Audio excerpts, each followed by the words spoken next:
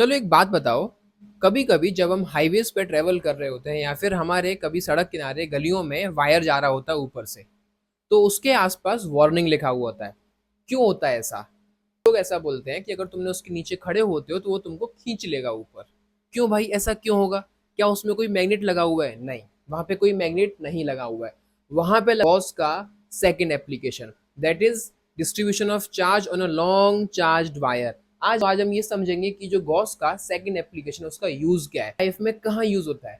एक सवाल आता है हमेशा कि मैं क्यों पढ़ूं, ऐसा गॉस ने क्या कर दिया जो मैं मेरे को ये लंबे लंबे एप्लीकेशन रट्टा मारने पड़ रहे। तो आज मैं तुमको एप्लीकेशन समझाऊंगा कि मेरे को ये कहाँ कहाँ यूज होता है। तो इमेजिन करो, एक हमारे पास लंबा सा वायर है, उस वायर पे चार्ज का डिस्ट्रीब्यूशन है। और हमने एक चीज पढ़ी है कि जब भी कभी किसी भी सरफेस पे चार्ज का डिस्ट्रीब्यूशन होता है तो इलेक्ट्रिक फील्ड्स उस सरफेस के परपेंडिकुलर होती है। जो वायर है उसके टॉप सरफेस और बॉटम सरफेस से इलेक्ट्रिक फील्ड्स पास नहीं होती, उसके कर्व्ड सरफेस से इलेक्ट्रिक फील्ड्स पास होती है। तो हम क्या करते हैं, इमेजिनरी गॉसियन सरफेस बनाते हैं। ठीक है, ये फॉर्मूला समझ लो। फॉर्मूला हम लंबा सा डेरिवेशन पढ़ के समझते हैं कि E is equal to lambda upon 2 pi epsilon naught r होता है। अब बात आती है कि जो इलेक्ट्रिक फील्ड है उसका आर के साथ इनवर्स रिलेशन है।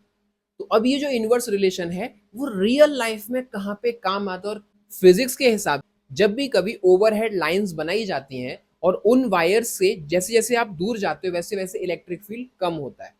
और जब इंजीनियर्स इन ओवरहेड पावर लाइंस को बना रहे होते हैं, डाल रहे होते हैं, तो ये ध्यान रखते हैं कि एक वायर से एक पर्टिकुलर डिस्टेंस को मेंटेन करते हैं। ठीक है, वो जो पर्टिकुलर डिस्टेंस है, अगर मैं वहां से एक सर्कुलर सरफेस बनाऊं या एक गॉसियन सरफेस बनाऊं या एक सिलिंड्रिकल गॉसियन सरफेस बनाऊं, अगर तुमने उस सिलिंड्रिकल गॉसियन सरफेस को ब्रीच किया या वो जो सेफ डिस्टेंस है तुमने उसको ब्रीच किया, तो तुम तार को बिना टच किए भी तुमको शॉक लग सकता है। ऐसे ही एक और एप्लीकेशन होती है, मस्कीटो किलिंग बैट।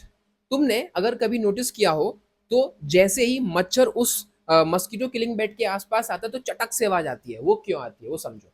जैसे ही तुम बटन दबाते हो जो चार्ज है वो पूरे की पूरे वायरिंग्स पे डिस्ट्रीब्यूट हो जाता है और वो उसके आसपास एक स्ट्रॉन्ग इलेक्ट्रिक फील्ड जनरेट करता है। या यूं समझ लो जैसे कि मैंने पिछले एग्जांपल में बताया, एक अपने आसपास गॉसियन सरफेस बिल्ड करता है, एक डिस्टेंस बिल्ड करता है जहां पे कि इलेक्ट्रिक फील्ड बहुत ज्यादा स्ट्रॉन्ग होता है।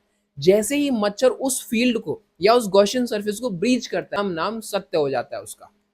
तो भैया मोरल ऑफ द स्टोरी ये है, ये जो तुम लोग कैलकुलस कैलकुलस से डरते रहते हो ना, कैलकुलस तो बस एक टूल है। जो मेन चीज है, जो इनविजिबल चीज है, वो तो इलेक्ट्रिक फील्ड है ना। मेन रोल पे तो